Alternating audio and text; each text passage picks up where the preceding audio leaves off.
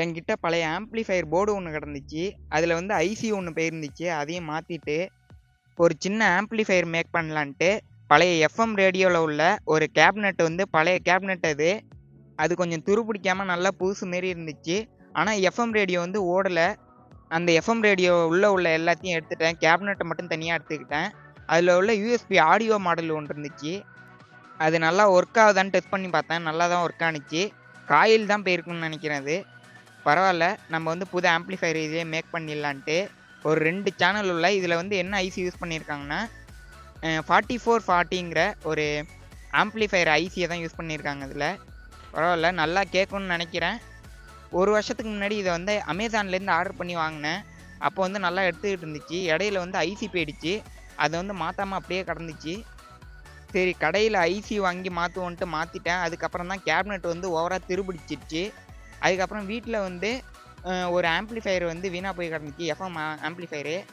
அதை சரி பண்ணலான்ட்டு பார்த்தா அதில் உள்ள எல்லாமே எதுவுமே ஒர்க் ஆகலை. இந்த ஆடியோ போர்டு மட்டும் ஒர்க் ஆனிச்சு. சரின்ட்டு அதில் உள்ளதெல்லாம் எடுத்து போட்டுட்டு இதில் உள்ள ஐசி மாற்றணும்ல, அதை இதில் ஃபிட் பண்ணலான்ட்டு எல்லாத்தையும் ஃபிட் பண்ண ஆரம்பிச்சிட்டேன்.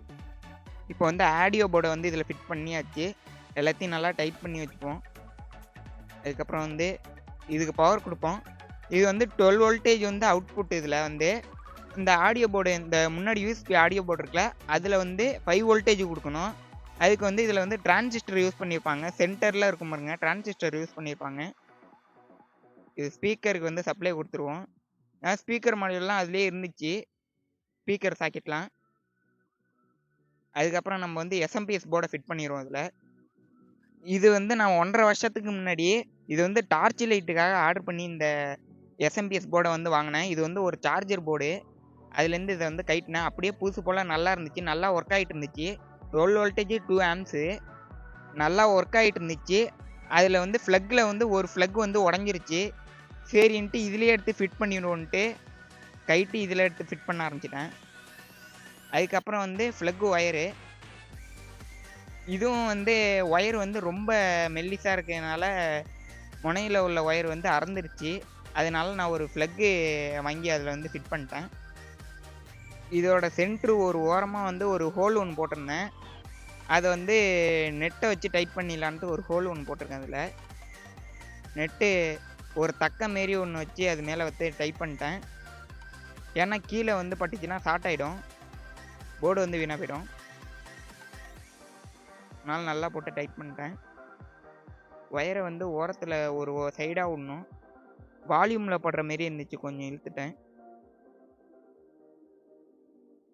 அவ்வளோதான், ஆம்ப்ளிஃபையர் முடிஞ்சிச்சு. இப்போ வந்து வால்யூமுக்காக அந்த ஃப்ளக்கை வந்து சொருவோம். நல்லா டைட் பண்ணிக்கணும். இதை டைட் பண்ண மறந்துட்டோம்ல இருக்குது, டைட் பண்ணியாச்சு. ஏன்னா நம்ம வால்யூமும் பேஸு ட்வீட்டர்லாம் வைக்கிறப்ப அதுவும் சேர்ந்து மூவ் ஆகும். உள்ளே உள்ள ஒயரம் அறுவறதுக்கு நிறைய சான்ஸ் இருக்குது. நம்ம இப்போ ஃபுல்லாக ஃபிக்ஸ் பண்ணியாச்சு. இப்போ வந்து ஆப்ரேட் பண்ணி பார்ப்போம். முதல்ல வந்து ஏசி வோல்டேஜ் 230 வோல்டேஜ் வந்து கொடுத்து பார்ப்போம். ப்ளக்கில் சொருவியாச்சு. இப்போ வந்து ஸ்பீக்கர் செட் பண்ணுவோம். இது ஒரு 2 இன்ச்சு உள்ள ஹோம் தியேட்டர் ஸ்பீக்கர் தான். இதில் எப்படி வருதுன்னு ட்ரை பண்ணி பார்ப்போம். பெரிய ஸ்பீக்கரை வந்து வீடியோவில் காட்ட முடியல, அதனால் ஆன் ஆயிடுச்சு. எஃப்எம் ஆன் ஆயிடுச்சு. நான் வந்து இப்போ சாமி பாட்டு தான் பென்ட்ரைவில் ஏற்றி வச்சுருக்கேன். அது சும்மா போட்டு பார்ப்போம். Play by USB drive.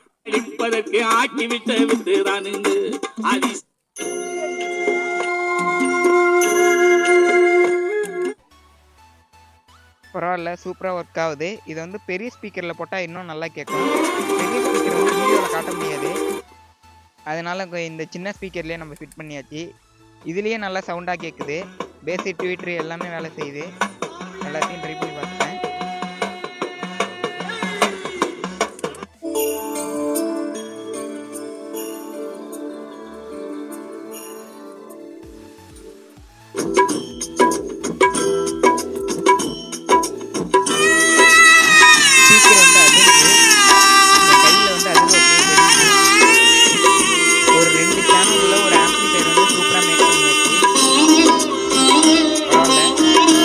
நீங்களும் இதேமாரி மேக் பண்ணலாம். நம்ம வந்து கேபினெட்டை வந்து ஃபுல்லாக ஃபிக்ஸ் பண்ணிடுவோம்.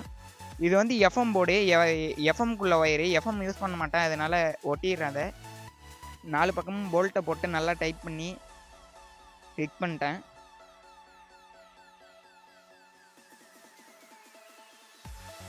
2 நெட்டு போட்டாலே போதும், ஒண்ணும் பிரச்சனை இல்ல.